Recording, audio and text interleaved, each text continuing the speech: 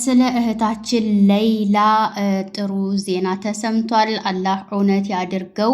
አላህ ካለችበት ጭንቅ ፈረጃ ይበላት ማለት ነው።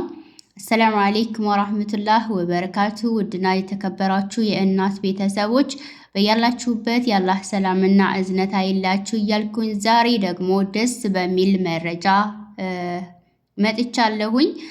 ኢንሻአላህ በዱዓችሁ ሁላችሁም እንድታግዟት እህታችን ለይላን ማለት ነው። ስለሷ ወላይ ሁሉም ከጀመራ ጀምሮ እንግዲህ ያላዘነ እንባውን ያላነባላት ሰው አለ ብዬ አላምንም እና ከኢድ በኋላ ትወጣለች ተብሎ ያው ተነግሯል። አላህ እውነት እንዳደርገው በሁላችንም በዱዓ እናስታውሳት ማለት ነው። ወላሂ እናት አባት ሲያነቡ ማየት በጣም ከባድ ነውና አላህ እንደው ነጃ ይበላት። እንደ የዘንድሮው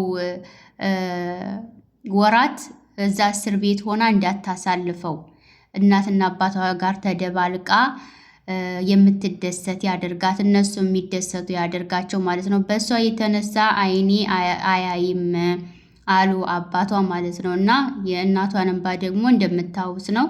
እናት ልጇን ለደቂቃ እንኳን እንድታጣት አትፈልግም፣ እንኳን 13 ዓመትን ያህል ማለት ነው።